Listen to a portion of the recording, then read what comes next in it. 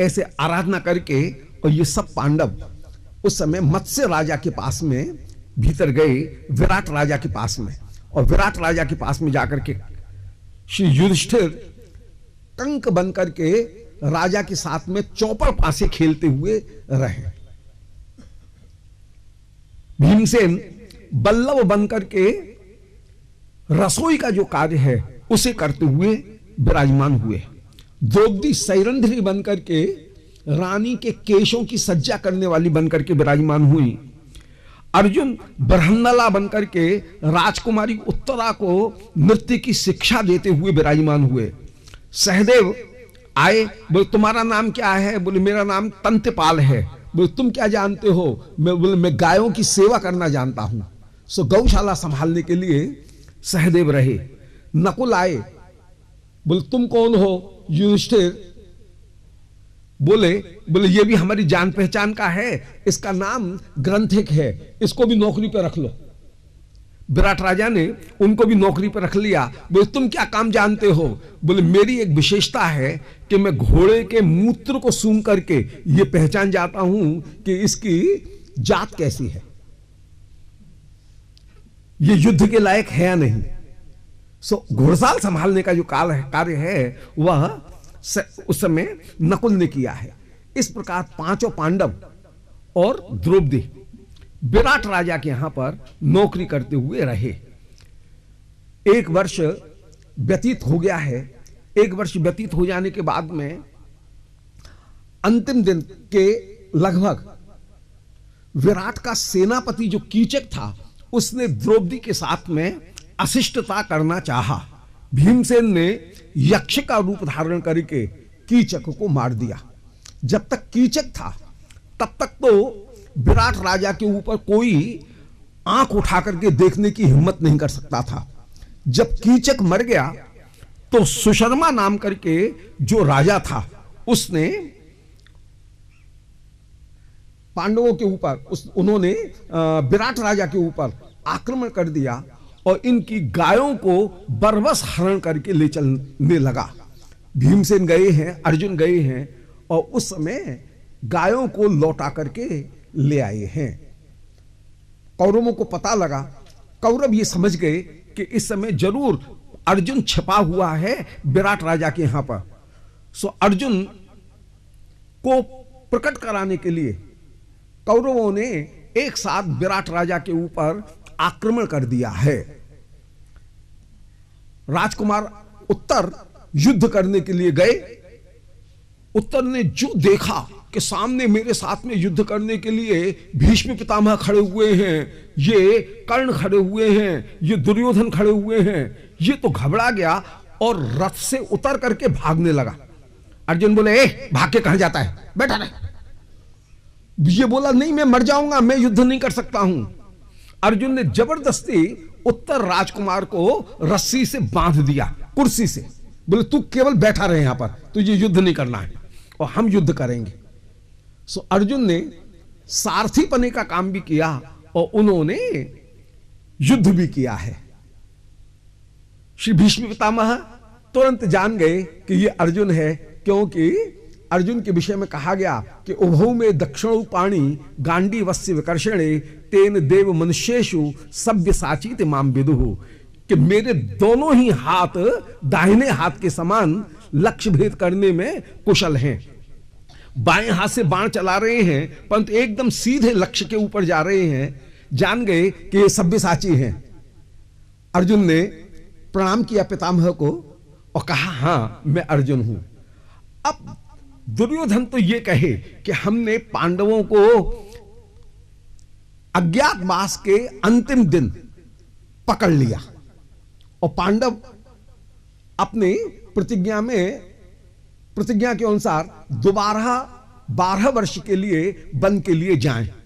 परंतु श्री भीष्म पितामह से जब पूछा गया तो श्री भीष्म पितामह बोले कि भाई सूर्य चंद्र जिस समय नक्षत्रों की परिक्रमा देते हैं उसमें प्रत्येक 2 वर्षों में 5 वर्षों में 2 महीने बढ़ जाते हैं। 2.5 वर्ष से कुछ अधिक होने पर 1 महीना अधिक हो जाता है, जिसमें संक्रांति नहीं आती है, और उसको ही अधिक का मास कहा जाता है, लौन का महीना कहा जाता है। और उस दृष्टि से देखा जाए तो 5 वर्ष, ये 13 वर्ष 5 महीने 12 दिन इस समय हो चुके हैं। पांडवों ने अपनी जो प्रतिज्ञा है उसको पूरी कर ली है। 13 वर्ष पूरा इनके वनवास समाप्त हो चुके हैं, बल्कि ज्यादा हो गए हैं। 13 वर्ष 5 महीना 12 दिन हो गए हैं। श्री कृष्ण को दूत बना करके भेजा गया, परंतु नयाचतो दात समयेन दायम तमोजशाणो यद जात शत्रु। दुर्योधन ने सभा में श्री कृष्ण से यही कहा, बोले कृष्ण, यज्ञ में राज्य किसी को दान में नहीं दिया जाता है। अरे युधिष्ठिर को यदि अपना पराक्रम दिखाना है तो पराक्रम दिखाएं। मैं बिना युद्धम न दास्यामी सूच्याग्रेणाप केशव। सुई के अग्रभाग में जितनी भूमि आती है उतनी भूमि भी बिना युद्ध के प्रदान नहीं करूंगा। महाभारत के युद्ध की तैयारी होने लगी। श्री कृष्ण ने दुर्योधन की मेवा त्यागी और शाख विदुर खायो। श्री विदुर जी के घर में जाकर के आप रहे, दुर्योधन के आतिथ्य को आपने स्वीकार नहीं किया। लौट करके श्री कृष्ण आ गए हैं। महाभारत के युद्ध की तैयारी होने लगी। एक दिन विदुर जी को धृतराष्ट्र ने बुलाया, बोले पांडव हमारे ऊपर आक्रमण करना चाह रहे हैं, भैया क्या करें। श्री विदुर जी बोले दादा मेरी बात मानो तो मैं ये कहूंगा कि आप पांडवों का भाग पांडवों को दे दो, आपके हिस्से का जो भाग है उसे अपने पास में रहो। अरे श्री कृष्ण तो 5 गांव में तैयार हैं, उनकी बात को ही आप नहीं चाहें तो उनकी बात ही मान लो, पांडव युद्ध नहीं करेंगे। बोले मैं तो तैयार हूं परंतु दुर्योधन तैयार नहीं है। बोले ये दुर्योधन तैयार नहीं है तो इस कंटक को ही निकाल दो, दुर्योधन का त्याग कर दो। इस बात को कहीं दुर्योधन किवाड़ की ओट से सुन रहा था। ये तो बोला लो जिस थाली में खाए उसी थाली में छेद करे।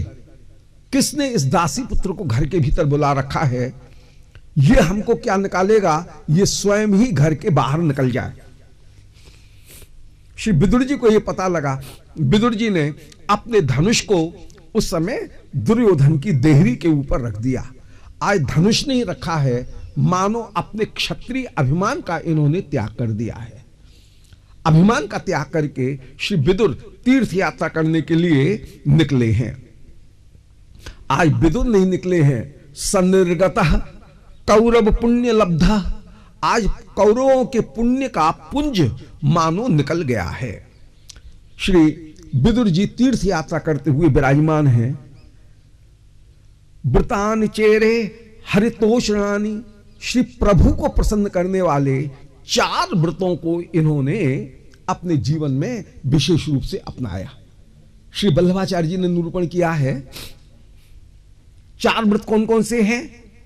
बोले एकादशी उपवास, जीव मात्र के प्रति दया, यथा लाभ संतोष और इंद्रियों का उपशम। इन 4 व्रतों को करते हुए विराजमान। इनमें प्रधान रूप से जो व्रत है श्री प्रभु को प्रसन्न करने वाला, वह व्रत है एकादशी व्रत। एकादशी व्रत, जयंती व्रत, इनको विशेष रूप से श्री विदुर जी करते हुए विचरण कर रहे हैं। वैष्णवों में ये व्रत ही प्रधान होकर के विराजमान है। कालेन तावत यमुना मुपेत्य, श्री विदुर जी जहां तहां भटकते रहे, परंतु भटकने पर भी इनके मन को संतोष नहीं हुआ। जिस समय श्रीमद् वृंदावन धाम आए, वृंदावन धाम आने पर इनको अपूर्व संतोष की प्राप्ति हुई, क्योंकि तीर्थ यात्रा परिश्रम, केवल मनिर्भ्रम, सर्व सिद्धि गोविंद चरण, सुदृढ़ विश्वास करे मदमात्सर्य परिहरे, सदाकर आनंद भजन। जब वृंदावन में आए तब जाकर के इनकी तीर्थ यात्रा फलीभूत हुई।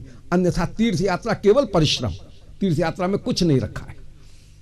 वृंदावन का जो निवास, वही रसिक जनों की सेवा, वही जीवन का परम परम फल है।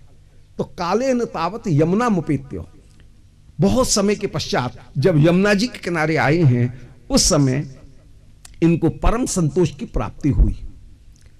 कोमल श्रद्धा वाला व्यक्ति भी यदि 3 वस्तुओं का आश्रय ग्रहण करे तो उसके हृदय में भी शुद्ध प्रीति उत्पन्न हो जाती है। पहली वस्तु है धाम का सेवन, दूसरी वस्तु है रसिक जनों का सत्संग, और तीसरी वस्तु है लीला के उपयुक्त समय या तिथि की प्राप्ति। कृष्ण जन्माष्टमी आती है, मन में उल्लास अपने आप बढ़ जाता है। होली आती है, मन में उल्लास, श्री किशोरी जी की होली लीला का जो उल्लास वह अपने आप हृदय में उत्पन्न हो जाता है। तो देश, काल और पात्र, ये 3 वस्तु ऐसी हैं जो भगवत संबंधी होने पर अपने आप हृदय में उल्लास उत्पन्न कर देती हैं। तो आज धाम का दर्शन करके धामी की लीला श्री विदुर जी के हृदय में अपने आप स्फुरित होने लगी। एक तो श्री वृंदावन धाम, और उसमें भी तत्रोद्धवम भागवतम ददर्शो, वहां पर भी रसिक जनों का संग प्राप्त हुआ। श्री उद्धव जी का संग श्रीमद् वृंदावन में श्री विदुर जी को प्राप्त हुआ। ऊधो ऊधो कहकर के उद्धव को अपने हृदय से लगा लिया है। कह रहे हैं, बोले भैया संसार की हाय हाय काए काए सुनते सुनते कान पक गए, भैया कोई कृष्ण लीला कृष्ण कथा का हमारे सामने गायन करो, उस लीला का ही हमको स्मरण कराओ। रसिक जन जहां बैठेंगे वहां पर रस चर्चा के अतिरिक्त और कोई संसार की चर्चा, दूसरी चर्चा होगी ही नहीं। श्री उद्धव जी ने जैसे ही श्री कृष्ण का नाम लिया, सुना, नेत्रों से झरझर अश्रुधारा प्रवाहित होने लगी। इसमें आश्चर्य की बात नहीं है। श्री उद्धव कौन है?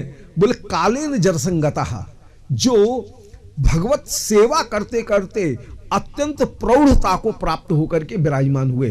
देहन जरसंगता नहीं है, कालीन जरसंगतः, सेवा करते करते जिनकी भजन, जिनका भाव अत्यंत अत्यंत सुपुष्ट होकर के विराजमान। अन्यथा नोद्धवोन्मप मन्यूनम, उद्धव मुझसे अणुमात्र भी न्यून नहीं है। जैसे भगवत स्वरूप में बाल्य, पौगंड और कैशोर, ये 3 अवस्था ही सर्वदा विराजमान, ऐसे उद्धव जी के श्रीअंग में भी बाल्य, पौगंड और कैशोर अवस्था ही विराजमान है। अतः कालीन जरसंगत है ये, न तो देहन जरसंगत, देह से वृद्ध नहीं है। भगवत सेवा करते हुए अनुभव में, रस में, भावना में परम परम पुष्ट होकर के ये विराजमान हुए हैं। श्री उद्धव जी नेत्रों को पहुंचते हुए आज विरह में व्याकुल होकर के कहने लगे कि कृष्ण द्युमन निम्नलोचे, कि भैया विदुर, कृष्ण रूपी सूर्य के अस्ताचल को चले जाने पर, साधु सावधान, इस वचन के द्वारा यह बात प्रकट हो रही है कि कृष्ण लीला नित्य है। सूर्य हमको दिख नहीं रहा है, इसका मतलब यह नहीं है कि सूर्य का नाश हो गया है। सूर्य तो विराजमान है, हमारी आंखों के सामने सूर्य प्रकट नहीं है। ऐसे ही कृष्ण रूपी सूर्य के इस समय अस्ताचल को चले जाने पर यादव रूपी जो जन हैं उनके कुशलता का हम तुम्हारे सामने क्या वर्णन करें। दुर्भगो बत लोकोयम यादवो नितराम अपि, ये संसार अत्यंत अत्यंत दुर्लभ है और उसमें यादवगण तो अत्यंत अत्यंत भाग्यहीन है। ये विरह में श्री उद्धव जी के वचन हैं।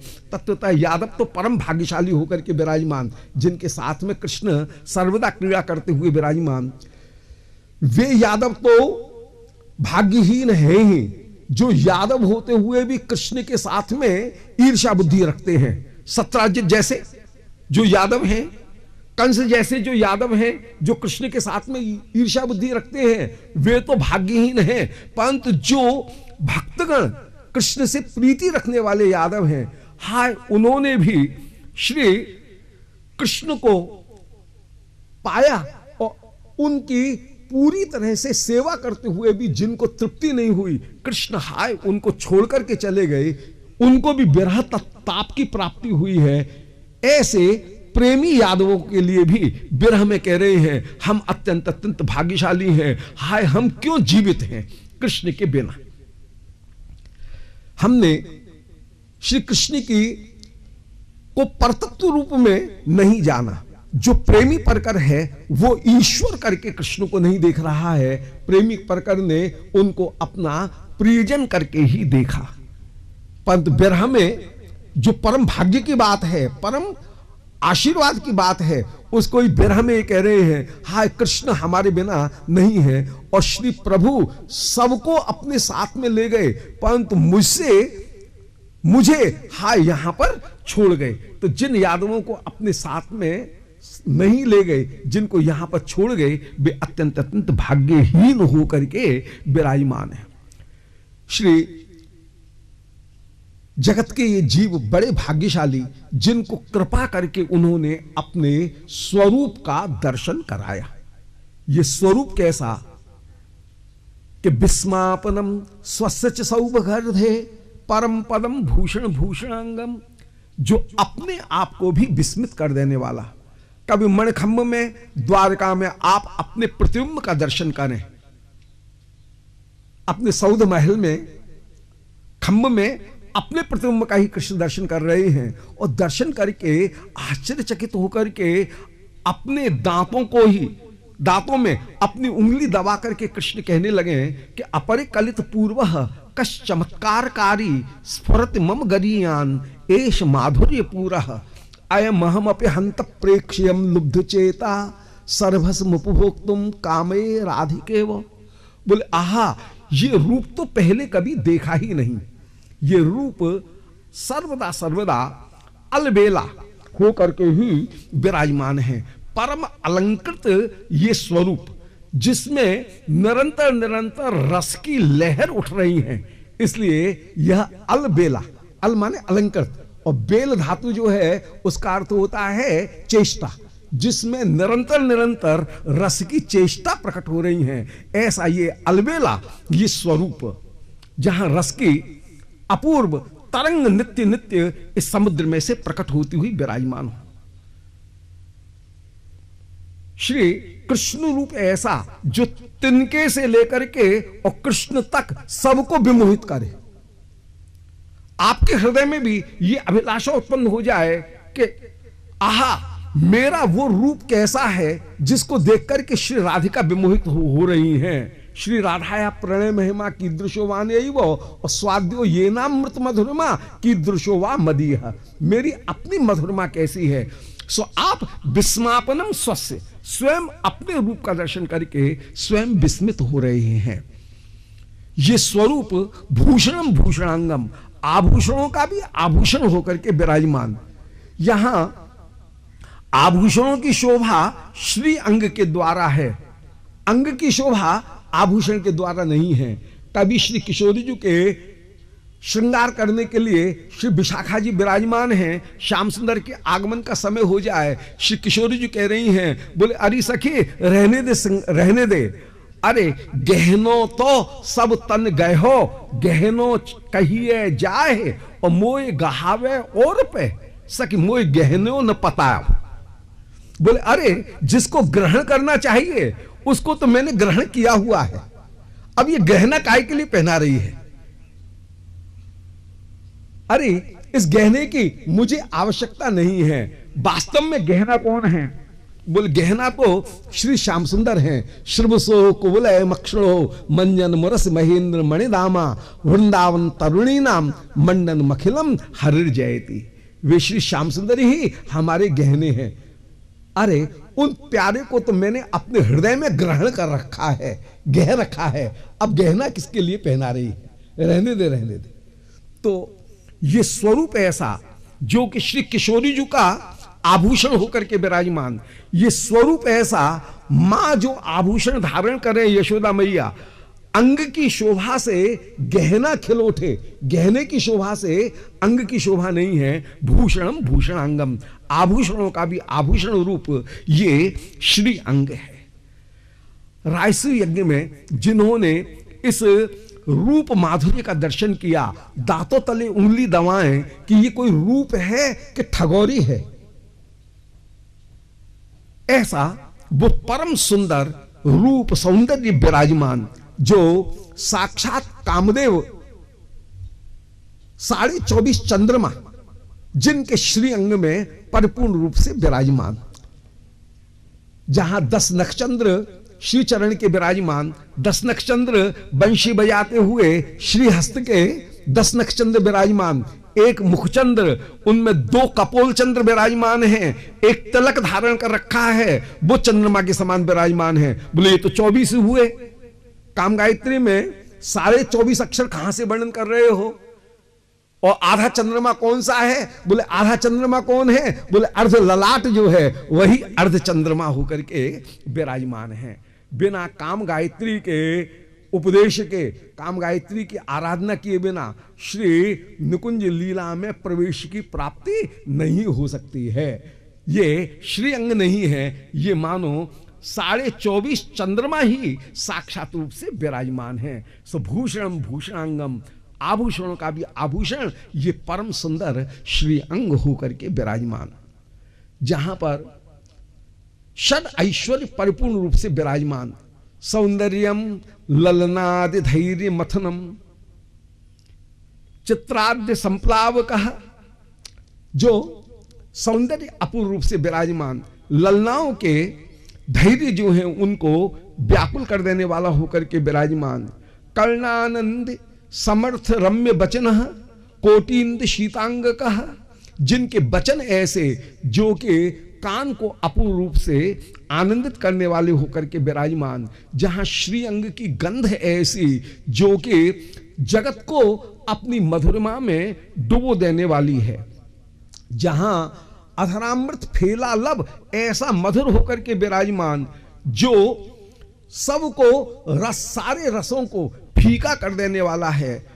श्री किशोरी जी यही कहती हैं, श्री गोपेंद्र सुतः सकर्षत बलात् पंचेंद्रियाण न्याल में। बोले अरे सखी, यही मध्यान्ह लीला, उसमें श्री किशोरी जी वर्णन कर रही हैं। बोले श्री श्याम सुंदर का ये जो श्री अंग शब्द स्पर्श रूप रस गंध, ये पांचों की पांचों मुझे अपूर्ण रूप से आनंदित करती हुई ही परिपूर्ण रूप से विराजमान है। तो सौभगर्धे, सुंदरता की जहां पर पराकाष्ठा परिपूर्ण रूप से विराजमान है, ऐसा सौंदर्य। और सौंदर्य का वर्णन करके ऐश्वर्य का वर्णन तो क्या किया जाए। ऐश्वर्य का वर्णन करते हुए कहने लगे कि स्वयं तो साम्यात शयस्त्रधीश स्वराज्य लक्ष्म्याप्त समस्त काम बलिम हरद्भिश्चर लोकपालई किरीट कोटि दितपाद पीठ। बोले श्री श्याम सुंदर का ऐश्वर्य ऐसा कि जिनके आगे त्रिधीश, तीनों लोकों के जो अधीश्वर हैं वे भी इस नंदनंदन स्वरूप के आगे फीके होकर के विराजमान हो जाएं। बाह्य आवरण में प्रपंच आवरण, मध्य आवरण और अंतःपुर श्रीमद गोलोक, इन तीनों के जो अधीश्वर होकर के विराजमान हैं, अथवा ब्रह्मा विष्णु शिव, ये तीनों के तीनों जिनके रूप माधुर्य के आगे विमोहित होकर के विराजमान हो जाएं, अथवा ब्रज मथुरा द्वारिका, ये तीनों जो लोक उनके जो अधीश्वर होकर के विराजमान। तो स्वयं तो स्वाम्यातिशय त्रिधीश, जो त्रिधीश होकर के विराजमान। अथवा श्री निकुंज मंदिर में भी जो स्वपक्ष, प्रतिपक्ष और तटस्थ पक्ष, इन तीनों के अधीश्वर होकर के विराजमान, त्रिधीश की तीनों के ईश्वर होकर के जो विराजमान हैं, अनेक प्रकार से वैष्णव आचार्यों ने व्याख्या की। जिनके न तो समान कोई है, न जिनसे उत्कृष्ट होकर के कोई विराजमान है। जब कोई समान ही नहीं है तो बढ़कर के होगा ही कौन। बड़े बड़े लोकपाल जिनके चरणारविंद में वंदना कर रहे हैं। श्री सनातन गोस्वामी जी को श्रीमद् महाप्रभु उपदेश निरूपण करते हुए कृष्ण के ऐश्वर्य का वर्णन करते हुए वर्णन कर रहे हैं कि एक बार श्री ब्रह्मा जी किसी काम से द्वारकाधीश के पास में आए। प्रतिहारी डांट रही थी, बोले ए इंद्र हल्ला मत कर, अरे वरुण अभी दूर बैठ, अभी तुम्हारा भगवान से मिलने का अभी वारा नहीं आया है, लाइन में खड़े रहो, लाइन को मत बिगाड़ो। अभी चुपचाप बैठे रहो, हल्ला मत करो। ब्रह्मा जी प्रतिहारी के पास में आकर के बोले हम किसी विशेष काम से आए हैं, प्रभु से हमारा चरण निवेदन कर दो, हमारा प्रणाम जो है वो प्रभु के चरणों में निवेदन कर दो। श्री प्रतिहारी ने जाकर के प्रभु के श्री चरणारविंद में वंदना की कि महाराज आपके चरणों में ब्रह्मा अपना प्रणाम निवेदन कर रहे हैं। भगवान बोले कौन ब्रह्मा? प्रतिहारी तो लौट करके आई और उस समय ब्रह्मा जी को बुलाया, बोले ए बाबा इधर आओ इधर आओ। ब्रह्मा बोले क्या बात है? बोले श्री प्रभु ने पूछवाया है तुम कौन ब्रह्मा हो। ब्रह्मा को तो आश्चर्य हुआ, बोले क्या 10-5 ब्रह्मा होते हैं क्या? सो बड़े अभिमान से बोले कौन ब्रह्मा क्या होता है, देख नहीं रही हो हम 4 मुंह वाले हैं। प्रतिहारी ने जाकर के द्वारकाधीश से कहा, बोले महाराज चतुर्मुख ब्रह्मा ने आपको प्रणाम निवेदन किया है। भगवान बोले अरे बच्चे की बात पहले सुन लेनी चाहिए, बुला लो बुला लो। सो ब्रह्मा को पहले ही बुला लिया गया। ब्रह्मा आए और चरणों में प्रणाम करते हुए बोले महाराज जिस काम से आया वो काम तो बताऊंगा पीछे, पहले मन में एक संदेह हो गया है। आपने ये जो पूछा कौन ब्रह्मा, तो क्या ब्रह्मा भी 10-5 होते हैं क्या? पूरी सृष्टि में एक ही तो ब्रह्मा है।